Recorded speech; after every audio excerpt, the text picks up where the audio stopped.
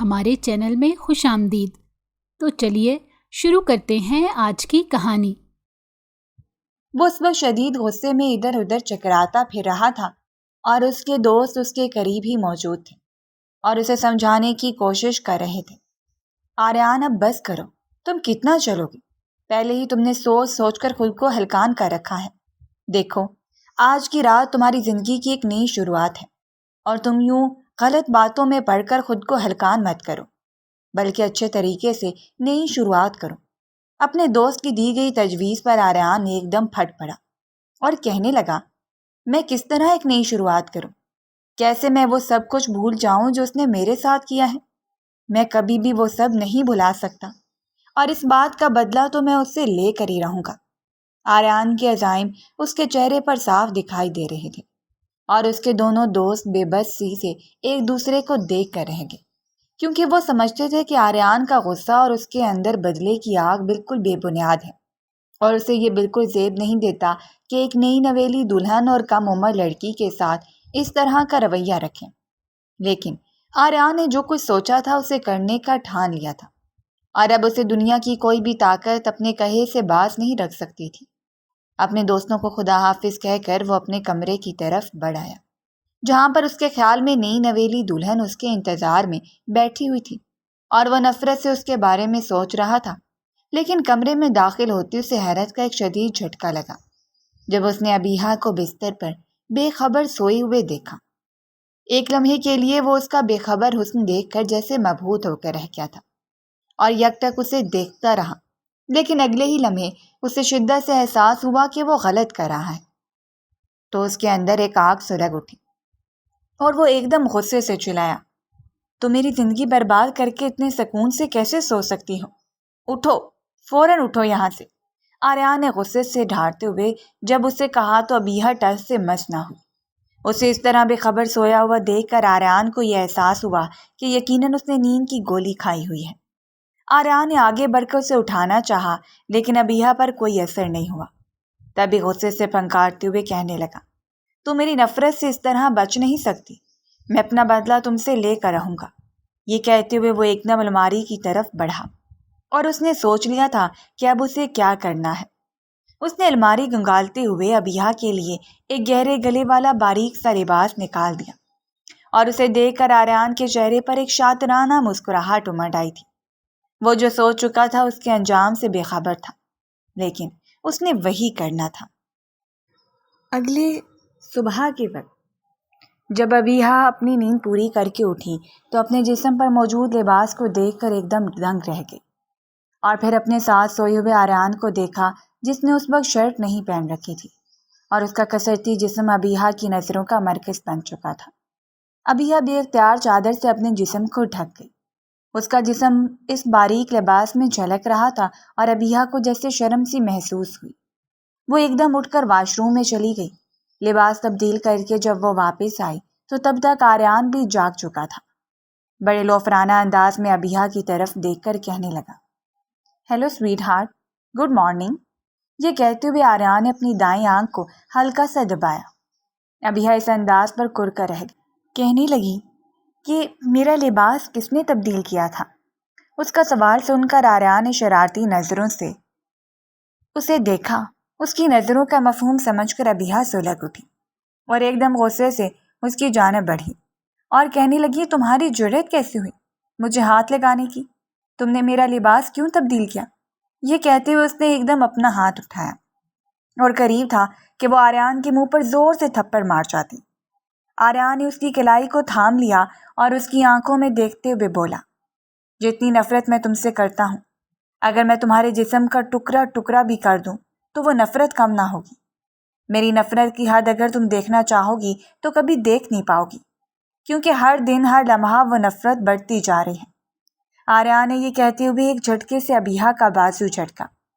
ابیحہ گرتے گرتے بچی اور بے بس نظروں سے اسے دیکھ کر کہنے لگی، آریان، تم میرے بارے میں بہت بڑی غلط فہمی کا شکار ہو۔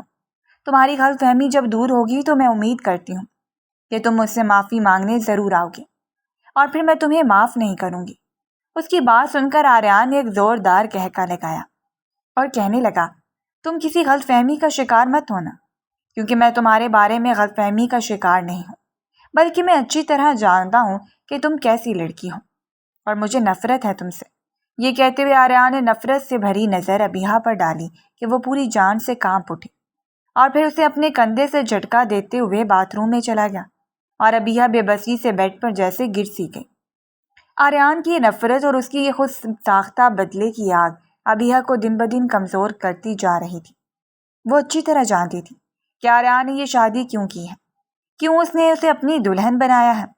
ابیہا کی نظروں کے سامنے وہ دن گھومنے لگا جب پہلے دن وہ نوکری پر گئی تو آریان کو وہاں پر اپنے سینئر کے روپ میں دیکھ کر اسے خوشگوار حیرت ہوئی۔ آریان کو وہ یونیورسٹی سے جانتی تھی۔ آریان اس کا سینئر تھا اور ابیہا اس سے کافی متاثر تھی کیونکہ وہ بہت ذہین تھا اور اس کے اندر کچھ کر دکھانے کی لگن تھی۔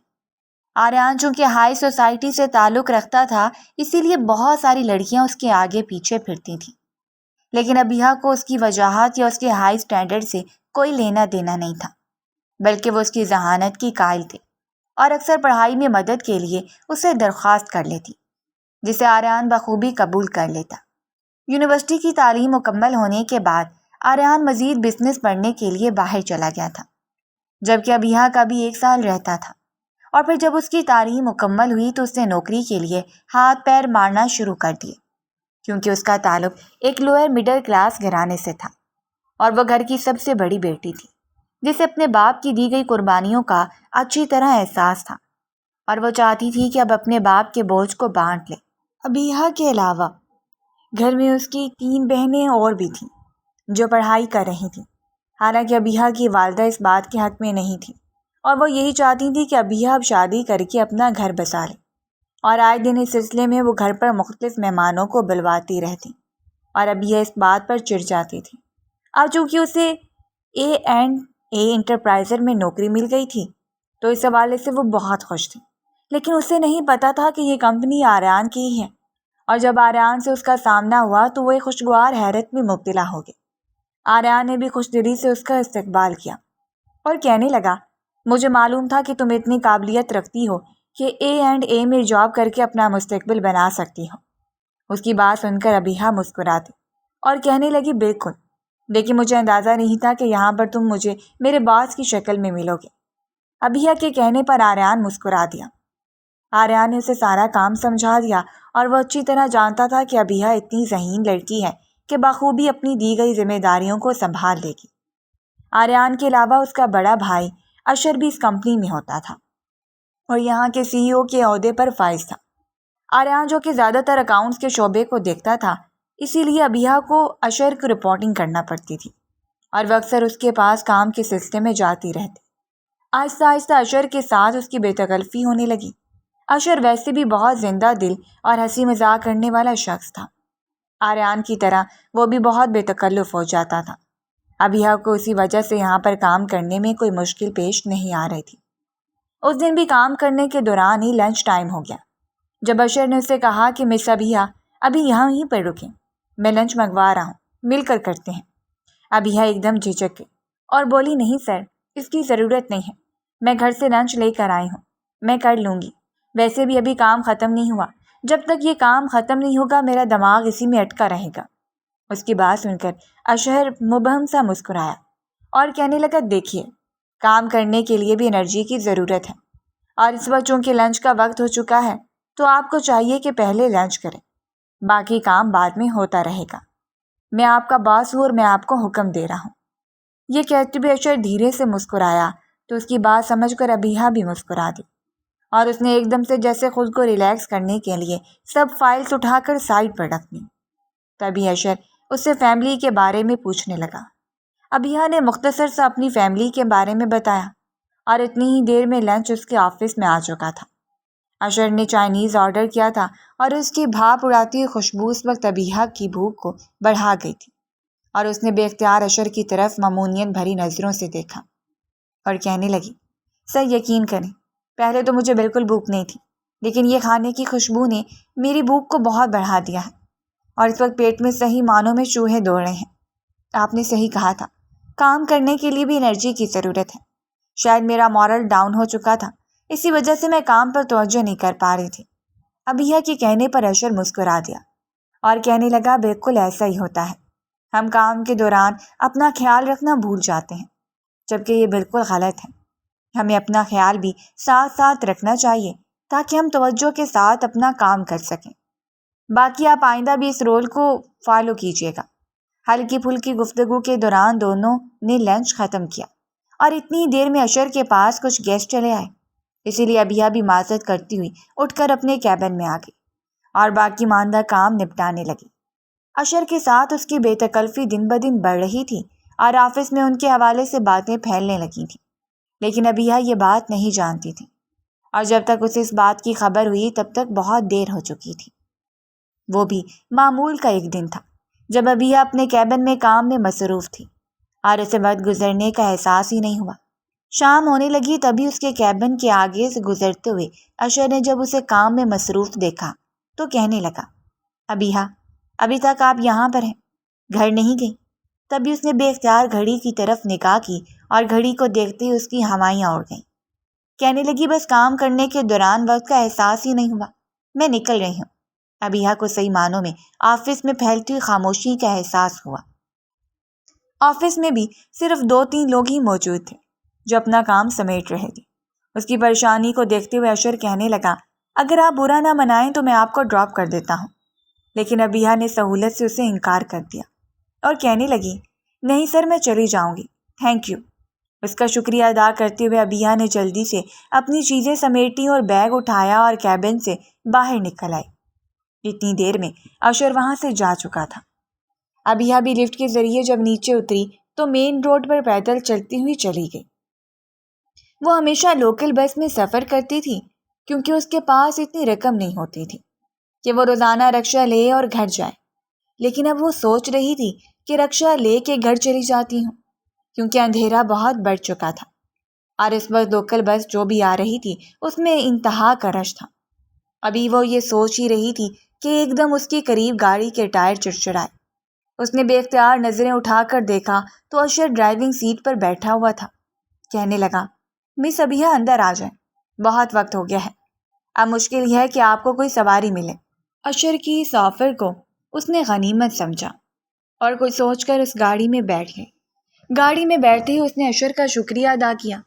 کہنے لگی، سر آپ کا بہت شکریہ، آج آپ نے میری بہت مدد کی۔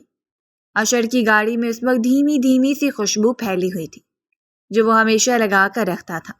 اشر نے مسکراتے ہوئے گاڑی سٹارٹ کر دی تو ابیہ غور سے اسے دیکھنے لگی۔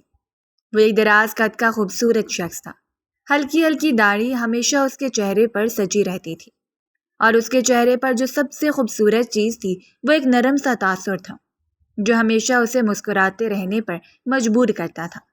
ابیہ اس کا جائزہ لینے میں اتنی مگن ہو گئی کہ اسے اندازہ ہی نہیں ہوا کہ اشر 2-3 بار اسے دیکھ چکا ہے۔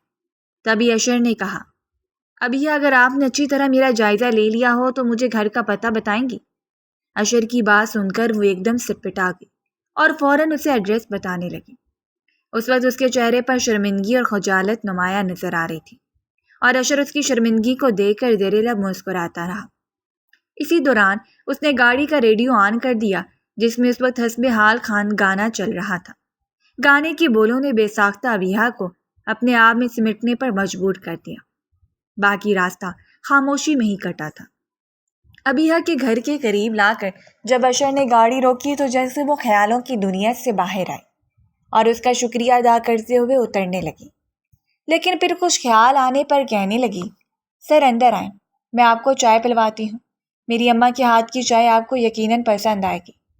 اس کی بات سن کر اشر کہنے لگا، میں ضرور اندر آ جاتا اگر اس وقت مجھے کسی ضروری کام سے نہ جانا ہوتا، مجھے بہت ارجنٹ وہاں پر پہنچنا ہے، اس لیے یہ چائے آپ پر ادھار رہے، میں بہت جلد یہ چائے پینے کے لیے آؤں گا۔ اشر یہ کہہ کر وہاں سے چلا گیا جبکہ ابیہ اس کی ذات کے حصار میں بندھی وہاں پر چند لمحے کھڑی رہی اور پھر گھر میں آئی تو اماں نے آتے ہی پوچھا، بیٹا یہ آج تم کس کی گاڑی میں آئی ہو؟ اس نے ماں کو جب باس کے بارے میں بتایا تو اس کی ماں ایک دم سنجیدہ ہو گئی اور کہنے لگی، ابیہ بیٹا، ہم مڈل کلاس عورتوں کے پاس صرف عزت ہی سب سے قیمتی ہوتی ہے، اس لیے اپنی عزت کی حفاظت کرنا اور کبھی بھی لوگوں کو باتیں کرنے کا موقع مت دینا۔ ابیہا کی ماں کی یہ نصیحت اسے جیسے اندر کاٹ کر رہ گئی، اور اسے اندازہ ہو گیا تھا کہ اس نے یہ غلطی کی ہے اور اسے اب دوبارہ یہ غلطی نہیں کرنی۔ اگلے دن وہ دفتر میں بڑی سنجیدہ سی آئی تھی، لیکن دفتر میں پہنچتے ہی جس خبر نے ابیہا کا استقبال کیا اس نے اس کے قدموں تلے سے زمین نکال دی۔ دفتر میں ایک مخصوص قسم کی خاموشی پھیلی ہوئی تھی۔ ابیہا جیسے اس خاموشی کے اندر چھپی ہوئی قیامت کو بھانپ گئی تھی۔ تبھی اپنی ایک کولیگ سے پوچھنے لگی، کیا بات ہے، آج سب اتنے خاموش کیوں ہیں؟ تو اس کی کولیگ کہنے لگی، ارے بھائی غضب ہو گیا، کل سر اشر کا ایکسیڈنٹ ہو گیا ہے اور وہ ابھی تک ہوش میں نہیں آئے، تو ڈاکٹر نے اگلے 12 گھنٹے بہت اہم قرار دیے ہیں۔ سب سر اشر کی صحت کے حوالے سے فکر مند ہیں، اسی لیے سب کے چہرے اترے ہوئے ہیں۔ یہ بات سن کر ابیہا کے قدموں تلے سے زمین نکل گئی اور اسے کل شام والا منظر یاد آنے لگا جب اشر بڑا مگن سا زیر لب مسکراتا ہوا کار ڈرائیو کر رہا تھا۔ ابیہا کو کیا معلوم تھا کہ وہ دوبارہ اشر کو اس طرح دیکھ نہیں پائے گی۔ اگلے 12 گھنٹے جو اشر کی صحت کے حوالے سے بہت زیادہ اہم تھے، وہ مکمل ہونے سے پہلے ہی اشر اس دنیا سے گزر چکا تھا، اور یہ خبر ایک قیامت بن کر اس پہ ٹوٹی تھی۔ وہ جو ابھی نئی نئی محبت کے ذائقے سے آشنا ہوئی تھی اور اشر کے لیے اپنے دل میں کچھ الگ سے جذبات محسوس کرنے لگی تھی، اندر ہی اندر جیسی ٹوٹ کر رہ گئی تھی، اور اسے اپنا غم نکالنے کا کوئی صحیح راستہ مل نہیں رہا تھا۔ دفتر سے بھی 2 دن کی چھٹی مل گئی تھی اور یہ 2 دن ابیہا پر قیامت بن کر گزرے تھے۔ تیسرے دن جب وہ دفتر میں آئی تو اشر کی خالی کرسی دیکھ کر اس کے دل پر غوصہ سا پڑا تھا۔ دفتر والے عجیب نظروں سے اسے دیکھ رہے تھے۔ ان کی نظروں کو محسوس کرتے ہوئے ابیہا اپنے آپ میں ہی سمٹی جا رہی تھی۔ تھوڑی ہی دیر میں اس کے پاس آریان چلا آیا۔ اسے دیکھ کر وہ کھڑی ہو گئی اور کہنے لگی، آریان مجھے… ابھی اس نے اتنا ہی کہا تھا کہ آریان نے ہاتھ اٹھا کر اسے بولنے سے منع کر دیا اور کہنے لگا، تم 5 منٹ میں اپنا سامان سمیٹو اور یہاں سے جاؤ، تم فارغ ہو، آج کے بعد دوبارہ نوکری پہ مت آنا، تمہارے جتنے واجبات ہیں تمہارے گھر پر بھجوا دیے جائیں گے۔ یہ کہہ کر آریان وہاں سے چلا گیا، جبکہ ابیہا دنگ رہ گئی تھی۔ وہ سوچ بھی نہیں سکتی تھی کہ اسے اس طرح نوکری سے نکال دیا جائے گا۔ اسے وجہ بھی معلوم نہیں تھی۔ دفتر والے اسے عجیب عجیب نظروں سے دیکھ رہے تھے، لیکن ابیہا کو ان کی نظروں کی کوئی پرواہ نہیں تھی، کیونکہ اس کے سامنے اس وقت روزگار کا غم لگا ہوا تھا اور وہ پریشان ہو چکی تھی کہ اب کیا کیا جائے۔ اور سب سے زیادہ فکر تو اسے اس بات کی تھی کہ آریان نے اسے نوکری سے کیوں نکالا۔ تبھی اس نے بڑی بے دلی سے اپنی چیزیں سمیٹیں، لیکن پھر کچھ خیال آنے پر اس نے سوچا کہ ایک بار آریان سے بات کر لی جائے، ہو سکتا ہے اسے کوئی غلط فہمی ہوئی ہو اور وہ ختم ہو جائے۔ یہی سوچ کر وہ آریان کے کیبن کی طرف چلی آئی اور اسے اندر آنے کی اجازت چاہی۔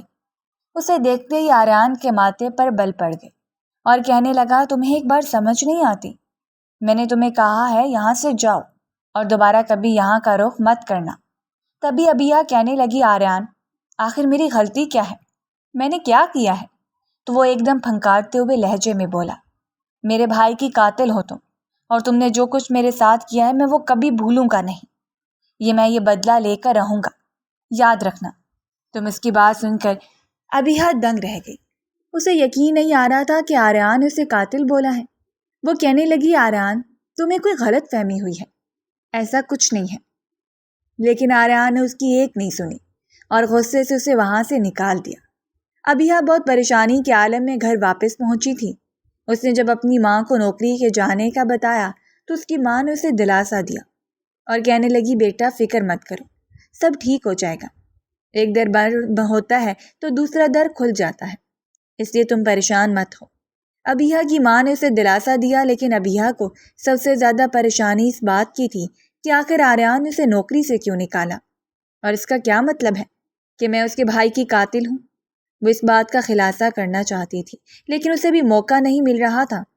کچھ دن اسی طرح گزر گئے تھے جب ایک دن شام کے وقت آریان اور اس کی ماں گھر پر آئے، اور ان کے آنے کا مقصد سن کر ابیہا دنگ رہ گئی تھی۔ وہ آریان جو چند دن پہلے اسے اپنے دفتر سے نکال چکا تھا اور اسے اپنے بھائی کی قاتل سمجھ رہا تھا، اب وہی آریان اس کے لیے رشتہ لے کر آیا تھا، اسے شادی کا خواہش مند تھا۔ ابیہا کے والدین اس رشتے پر بہت خوش تھے، کیونکہ خوش قسمتی نے خود ان کے گھر کے دروازے پر دستک دی تھی، تو وہ بھلا کیوں انکار کرتے۔ اسی لیے فوراً ہی اس رشتے کو قبول کر لیا۔ جبکہ ابیہ نے جب اس رشتے پر اعتراض کیا تو اس کے والد کہنے لگے، بیٹا میں تو یہی سمجھا تھا کہ تم وہاں پر دفتر میں کام کرتی ہو، تو یقیناً تمہاری اس کے ساتھ انڈرسٹینڈنگ ہوگی، اسی وجہ سے میں نے اس رشتے کو قبول کر لیا۔ کیا تمہیں کوئی اعتراض ہے؟ کیا آریان اچھا لڑکا نہیں ہے؟ ابیہ کے باپ کے چہرے پر جو کچھ دیر پہلے خوشی چھائی ہوئی تھی اب ایک دم پریشانی میں بدل گئی۔ ابیہ اپنے والدین کی خوشی کو دیکھتے ہوئے فوراً بولی اور کہنے لگی، نہیں بابا جان، ایسی کوئی بات نہیں ہے، نہ تو میری آریان کے ساتھ انڈرسٹینڈنگ ہے اور نہ ہی ہماری کبھی اس موضوع پر بات ہوئی ہے۔ میں تو بس حیران تھی کہ اس نے اچانک رشتہ کیسے بھیج دیا، لیکن جو آپ لوگوں کی خوشی وہی میری خوشی۔ ابیہ کی مرضی پاتے ہی اس کے والدین کے چہرے پر بھی رونق واپس لوٹ آئی تھی، اور اس کے بعد شادی کی تیاریاں شروع ہو گئیں۔ چونکہ اشر کی موت کو ابھی چند دن ہی ہوئے تھے، اس لیے شادی کی تاریخ 2 مہینے بعد کی رکھی تھی، لیکن لڑکی والوں کی طرف ابھی سے تیاریاں شروع ہو چکی تھیں، اور اس دوران ابیہ بے حد خوش تھی۔ اسے اب اندازہ ہوا تھا کہ آریان نے اسے اس لیے نوکری سے نکالا تھا کہ وہ ابیہ کو پسند کرتا تھا، اور اسے ڈر تھا کہ کہیں جب وہ اپنا رشتہ بھیجے گا تو لوگ باتیں نہ بنائیں۔ اسے تب صحیح معنوں میں اس بات کی قدر ہوئی تھی، لیکن وہ غلط تھی، اور اس بات کا اندازہ اسے اس دن ہوا جب اس کی کولیگ اسے ملنے کے لیے گھر پر چلی آئی۔ باتوں ہی باتوں میں اس نے اس بات کا انکشاف کیا کہ آریان تمہیں غلط سمجھتا ہے، وہ تمہیں اپنے بھائی کا قاتل سمجھتا ہے، اسی لیے بدلہ لینے کی خاطر وہ تم سے شادی کر رہا ہے۔ اپنی کولیگ کے منہ سے یہ سن کر ابیہ سناٹے میں آ گئی، تاہم کہنے لگی، تم غلط کہہ رہی ہو، آریان ایسا نہیں ہے، اور ویسے بھی میں نے اشر کا قتل نہیں کیا، اس کا ایکسیڈنٹ ہوا تھا۔ جب بھی اس کی بات سن کر اس کی کولیگ کہنے لگی، یہ تو تم جانتی ہو، آریان نہیں جانتا، اسے یہی لگتا ہے کہ تم نے اسے قتل کیا تھا، کیونکہ اس دن بلڈنگ سے باہر تم دونوں کو اکٹھے جاتا دیکھا گیا تھا، اور پھر اشر نے جب تمہیں گاڑی میں بٹھایا اس جگہ کی CCTV فوٹیج بھی مل گئی تھی۔ آریان کا یہی ماننا ہے کہ یقیناً راستے میں تم دونوں کے بیچ کوئی ایسی بات ہوئی ہے یا کوئی جھگڑا ہوا ہے جس کی وجہ سے اشر زہریلی سوچوں کا شکار ہوا اور اس کا ایکسیڈنٹ ہو گیا۔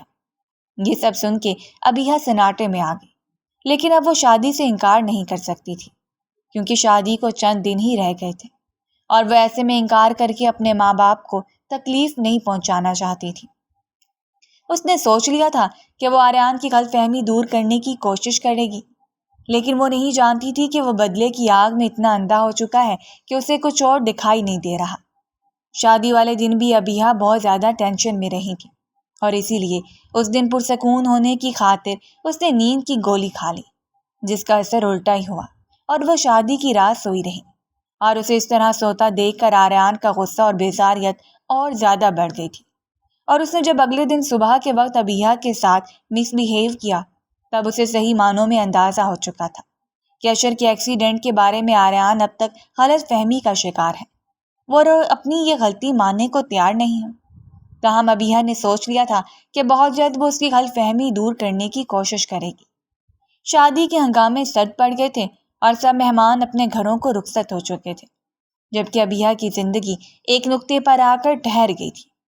آریان اسے مخاطب بھی نہیں کرتا تھا، اور کبھی ضرورتاً مخاطب کرنا بھی پڑ جاتا تو اس کے لہجے میں اتنی تحقیر ہوتی جسے محسوس کر کے ابیہ خود گھبرا سی جاتی، اور ایک دن تو اس کے سامنے رو ہی پڑی اور کہنے لگی، آریان تم مجھے اتنا غلط سمجھتے ہو، تم نے ایک بار بھی مجھے صفائی کا موقع نہیں دیا، حالانکہ ایسا کچھ بھی نہیں جیسا تم سوچ رہے ہو۔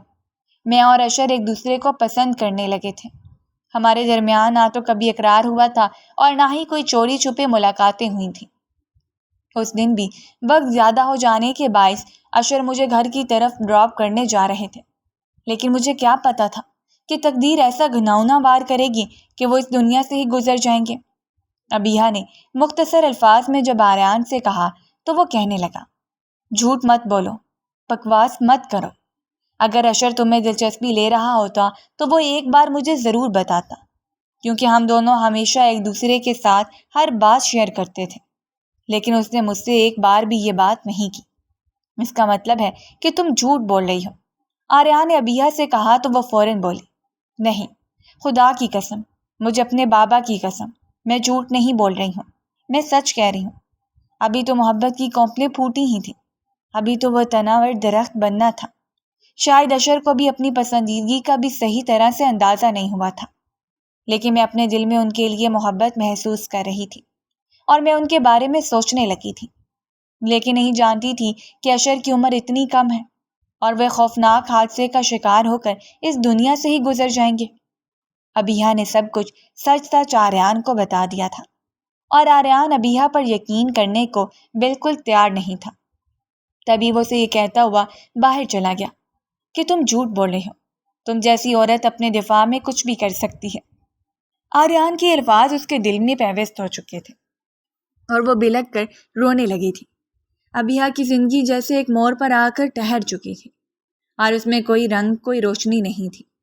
وہ بس ایک مشین کی طرح گھر کے کام نپٹاتی اور اپنے کمرے میں آ جاتی، جبکہ آریان کو اس سے کوئی دلچسپی نہ ہوتی۔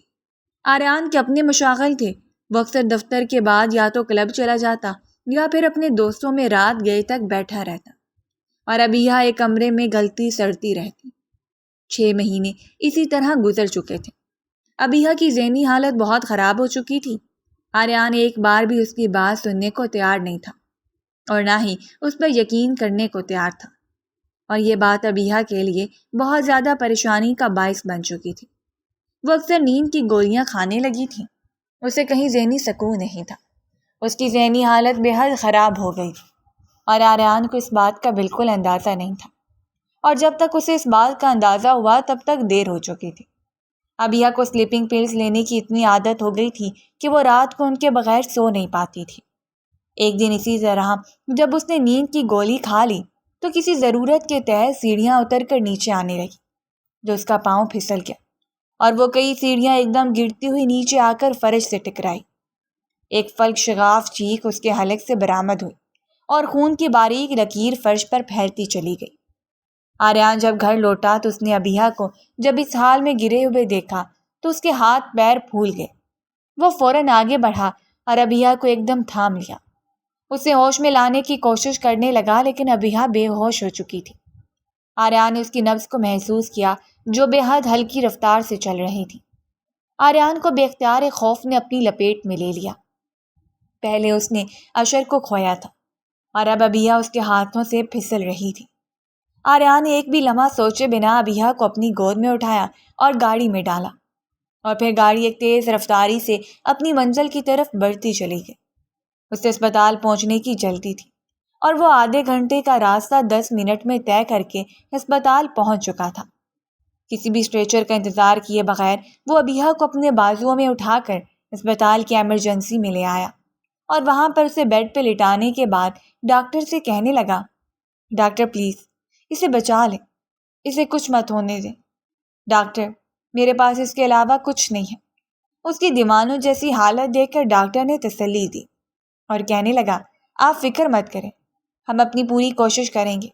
تبھی ابیہ کا معائنہ کرنے کے بعد ڈاکٹر نے اپنے اسسٹنٹ کو کچھ ہدایات دیں تو ابیہ کا اسٹریچر آپریشن تھیٹر کی طرف لے جایا جانے لگا۔